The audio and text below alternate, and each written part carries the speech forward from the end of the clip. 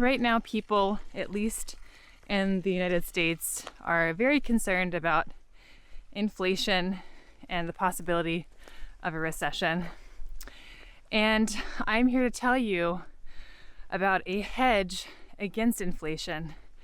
There's a wonderful activity that's always cost $0, and over the years, including now, it continues to cost absolutely $0.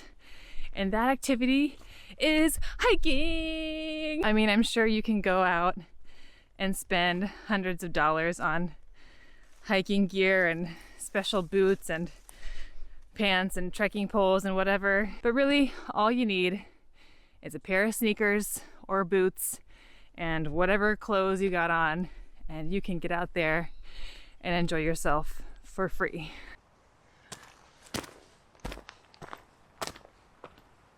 Allow me to show you my boots.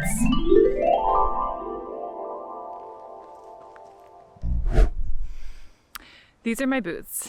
I've had these boots for almost 20 years, and I've worn them regularly. I've worn them all over the world, actually, and they're still rocking and rolling.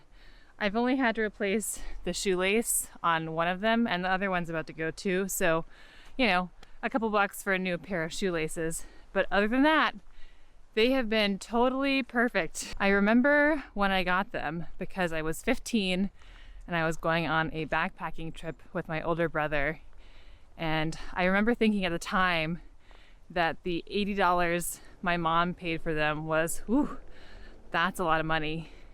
And sure enough, at that time it was a lot of money to me. But little did I know that I would be wearing these same boots nearly 20 years later. So, you know, if we do the math, these boots cost $80. I've been wearing them for nearly 20 years. That means I've gotten to enjoy the use of these boots for just $4 a year. And we're still using them. I'm gonna use these boots as long as I can until they just totally give out. So when you eventually fall in love with hiking and do decide to spend some money on your beloved hiking habit, I highly recommend getting a quality pair of boots that you can just wear and destroy the crap out of for the next 20 years and counting. We're amongst the glory of the redwoods.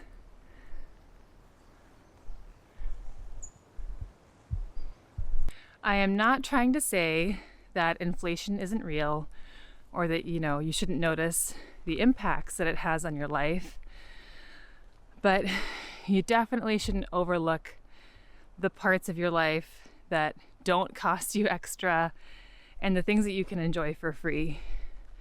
When you get more value out of the things that you already own, that's a deflationary hedge, because you're making those boots that you bought 20 years ago last and last and last. You're taking care of your car that's going to last you years to come.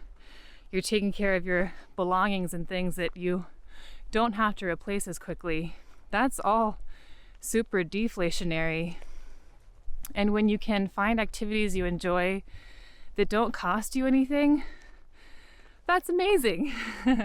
And there's so many free activities to enjoy. Allow me to recommend one to you right now. Hiking. Or even if you don't want to call it hiking, just, you know, go on a walk. Go walk down the road, walk to the store, take a stroll in the woods, walk along the beach, whatever.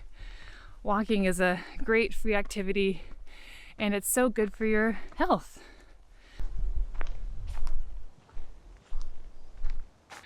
I think we all run the risk of getting way too worked up about things that are well beyond our little individual locus of control in this world.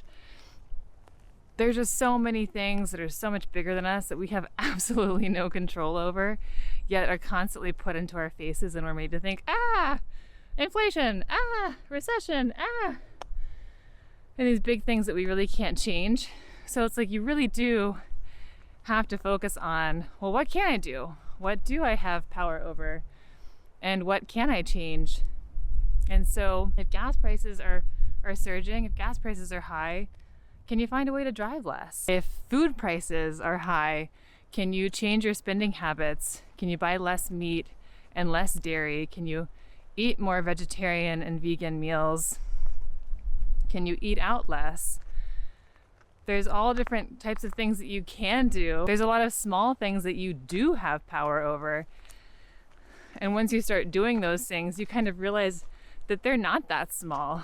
Changing your spending habits and your driving habits is actually pretty radical and big and awesome. Changing your diet and exercising more is incredible. And it may seem like a little thing, but it has potentially such a big impact on your life.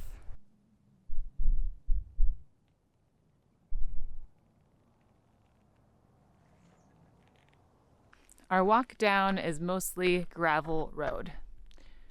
Not my favorite, but it's okay. And there were other paths down I could have taken, but I just meandered this way. I will try to put the link to this area and the hike that I took in All Trails in case you find yourself in the North Bay of the San Francisco Bay Area and you would like to take a lovely hike. This is a good hike because it's just off the coast. So on days like today, when it's like super duper windy on the coast, you can come inland a little bit, like the spot right here, and you're shaded from the wind and you can still enjoy a nice hike on the coast. Poison oak, poison oak, poison oak, poison oak. So this video was all about not freaking out, not letting fear and anxiety about inflation and a recession get the best of you. While things totally do go bad in life and there's some really terrible things that we have to go through as humans, and some people have more to deal with than others, higher gas prices and higher food prices are things that you probably have the tools to deal with. You're not just totally crippled. It's not something totally outside your control. Those are some things that you can manage by just making some small adjustments in your own behavior and in your own thinking. And maybe it doesn't have to be as scary as it's played up to be. If nothing else, to fight inflation, remember all the free and fun activities you can do, like hiking. So if you enjoyed this video or connected with some part of what I said, please give it a thumbs up. And either way, leave a comment down below letting me know what you think. Should I do more walking and talking hikes and activities like this, or was this totally boring and a waste of your 10 minutes or however long this video ends up lasting? Let me know. I'd be happy to see your feedback. Personally, I would like to do more hiking and talking like this because, man, I'm getting outdoors, but if it's a total waste of YouTube's time, then I won't keep doing it. What do we say? This isn't a cooking video. I can't say happy cooking, happy hiking, happy deflationing. No, okay. Until next time, happy hiking. Oh God, that was corny. Until next time, happy hiking.